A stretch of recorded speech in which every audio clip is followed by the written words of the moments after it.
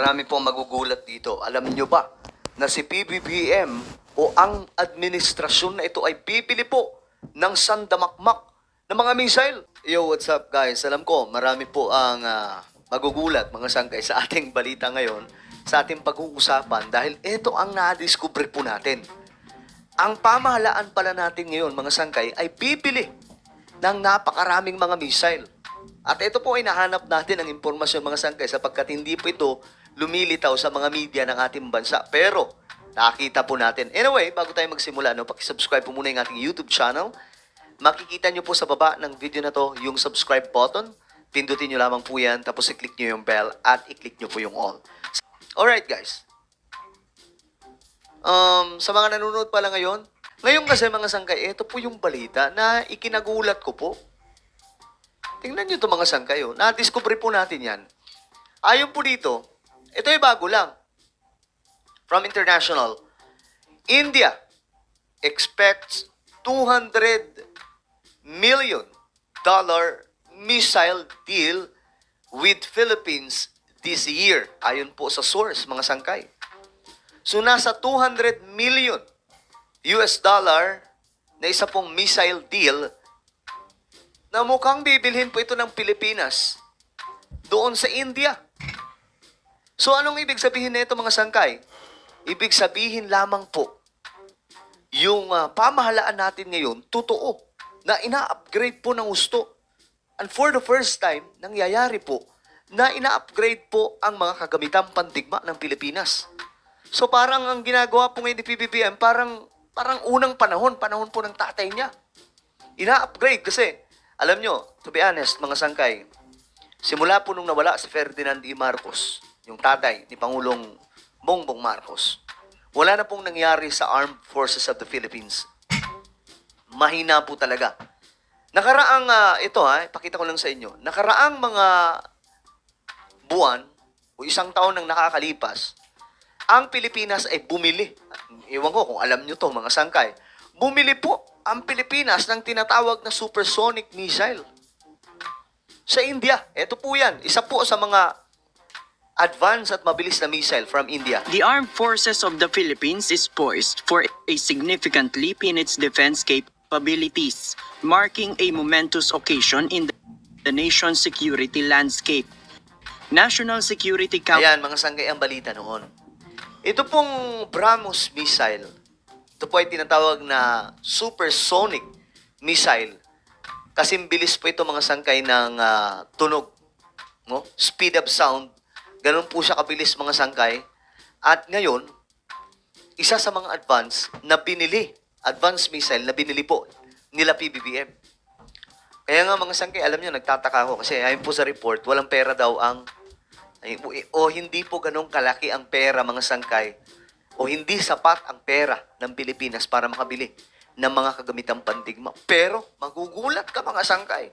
Bakit panay ang bili nila PBBM? Ang tanong ko nga dito, ano ba? Ginagamit na nga ba yung Marcos Well? Kasi grabe itong pag-upgrade ngayon ng militar natin mga sangkay, matindi. Isa pa sa binabalak nila, bibili daw po ng submarine, 2 submarine. First time po yan mangyayari kung sana makabili mga sangkay. Ang tanong dyan, saan kukuha ng pera? Sa Marcos Wealth na ba? Gumagana na ba ngayon yung Marcos Wealth? Ano ba? Nakukuha na ba nila? Kasi totoo po yung Marcos Wealth, mga sangkay, no? Kahit i-research nyo po yan sa Google, mababasa po natin yan. Mga international news pa. Kaya nga po pinagkakasuhan sila Madam Imelda ng Ill-Gotten Wealth. Kasi nga po sobrang lalaki ng pera na nasa mga bangko. Hindi makuha. Bukod sa hindi makuha, nalulula po sila sa sobrang laki. Diba, mga sangkay? At ngayon, sa tingin nyo ba, walang gagawin si PBBM na siya na po ang presidente ng Pilipinas? Well, mga sangkay, nagugulat lang po tayo kasi ito ang report. India expects to sell short-range missiles to the Philippines this year in a deal worth more than $200 million. Ayon po ito sa sources from India. Grabe mga sangkay ito. Sabi po dito, ito daw po ay second major defense export contract with Manila. Ang India mga sangkay, ito po yung tumutulong talaga sa Pilipinas ngayon. No? sa pagpapalakas ng Armed Forces of the Philippines. At naaalala ko ang sinabi ni PBBM nakarang mga buwan lang. Gagawin niyang world class ang Armed Forces of the Philippines. So very interesting mga sangkay na nangyayari. Ano ba ang meron, no? Ayan po dito, ito po ang bibilhin mga sangkay na missile. Ang tinatawag po na, ayan, ito po Akash. Ito po yung mga bibilhin. Grabe mga sangkay, oh. The Akash missile system developed by India's Defense Research Body has drawn interest from the Philippines, which has told New Delhi it would make an order in the fiscal year that begins in April. So this year, Abril po bibili mga sangkay. Ayon po dito. Diyos mio, Marimar. Totoo nga po. At alam nyo ba, ito pa ang isa sa report mga sangkay. Ang Pilipinas ay magkakaroon po ng mga barko sa karagatan na marami pa mga sangkay. Mga warship at mga barko ng Coast Guard magsisidatingan. Ang iba galing po sa India at iba galing pa po sa ibang mga bansa. Mga sangkay, binili po ng Pilipinas. Ang iba naman, dinonate. So, grabe itong ginagawa ngayon na pagpapalakas ni PBBM sa Armed Forces of the Philippines. Pero ako mga sangkay, hindi na po nagtataka. Dahil alam nyo ba, na sobrang lakas ng Pilipinas nung panahon ng tatay niya? Eto mga sangkay, gusto ko lang ipakita ito sa inyo. Panahon ni Ferdinand E. Marcos, ganito po ang Armed Forces of the Philippines. Panoorin po muna natin ito mga sangkay para maintindihan natin na itong ginagawa ni PBBM ay para sa Pilipinas. Okay? Para sa ating lahat. Eto, tingnan po natin.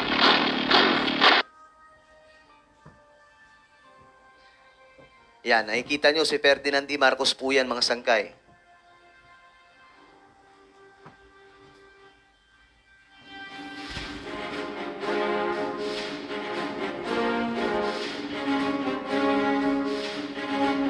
Grabe, oh. Yan yung ganyang kalakas ng time ni Marcos mga sangkay.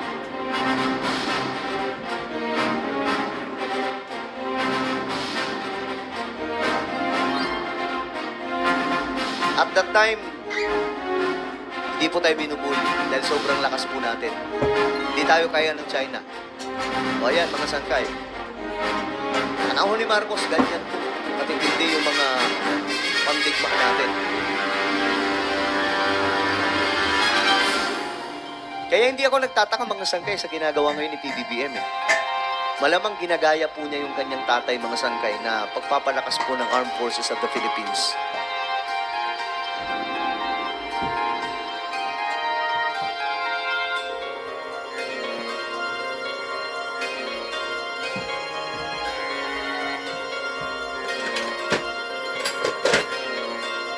Ito yung time mga sangkay na nagpakita po ng angas si Ferdinand E. Marcos. Ayan o, tingnan nyo po. Panahon po niyan mga sangkay. Panahon pa po ni Ferdinand E. Marcos.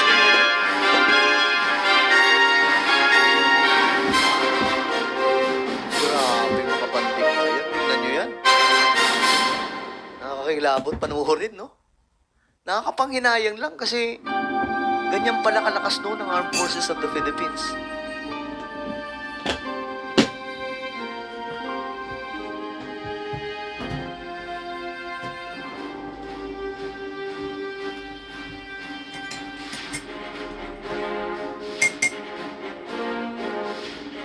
Tingnan nyo yung mga pandigma natin, no?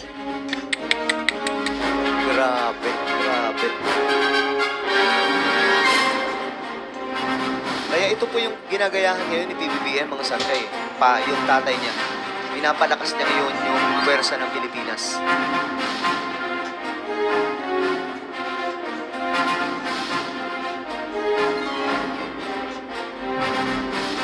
Nakikita niyo yung lumilipad mga sangkay? Eto, may sarili po tayo noon mga sangkay na mga weapon na gawa lamang sa Pilipinas. Ayan, makikita nyo mga sangkay yung bongbong missile. Ayan, no? Eto yan. Ayan, no? Sariling atin po yan mga sangkay. Ewan ko, asa na yan ngayon. Ito, mga veterans po. Yung mga lumaban sa World War.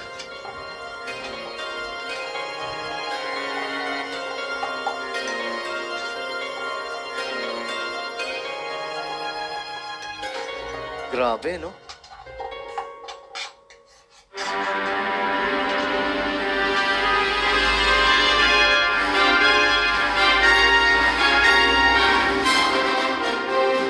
Tingnan nyo yan, mga sangkay. Oh, kita nyo yan? Grabe, tingnan nyo yung mga pandigma natin. At that time. Talagang, yan oh. Tingnan nyo yan, mga sangkay. Tingnan nyo yan. Grabe, man.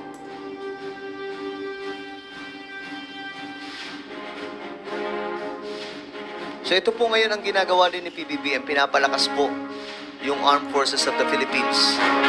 Bumibili ng mga barko, bumibili po ng mga kagamit ng pandigma.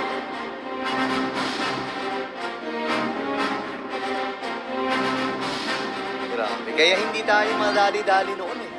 Hindi tayo nabubuli. Ayan po, mga warship natin. Oh. Tingnan nyo yan, mga sangkay. Mga warship nung panahon ni Pangulong Ferdinand E. Marcos. Ngayon ito rin po ang ginagawa ni PBBM, di ba? Kaya dinidepensahan po niya yung West Philippine Sea.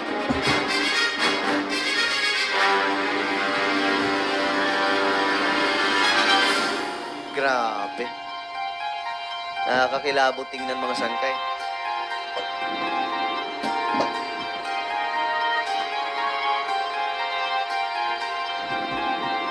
Yan, mga warship natin. Ano, mga jet fighter pala.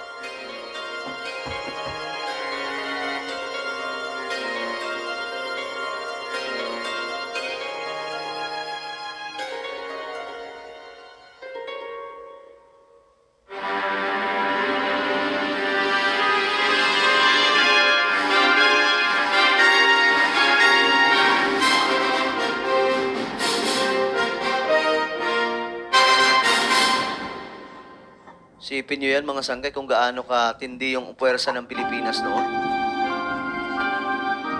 Yan, may mga sarili tayong pandigma sa impapawid. Ayan, Grabe.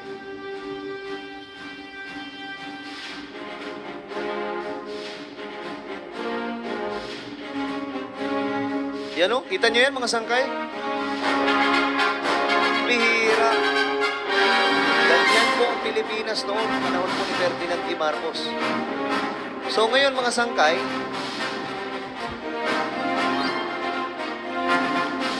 ngayon, ito po yung pinagagayahan, mga sangkay, ni PBBM. Kaya bibili daw po, mga sangkay, ng mas marami pang mga pandigma. Isipin nyo yan, ito po, mga sangkay, bibilhin ni PBBM yan. Marami daw na katulad nito. At marami pang paparating, mga sangkay, ng mga pandigma, mga gamit pandigma, mga barko, mga warship, at marami pa pong iba. So ito po yung abangan natin. Kagulat lang, mga sangkay. Well, ano po ang inyong opinion? Just comment down below. Welcome to Team Sam TV, your channel for the latest news updates. Here, we break down the biggest stories from around the globe, covering everything from breaking news to politics. Whether you want to stay informed or just catch up on what's happening, we've got you covered. So, don't forget to subscribe and hit that notification bell so you never miss out on the latest news. Join the Team Sam TV family, and let's explore the world together, one update at a time.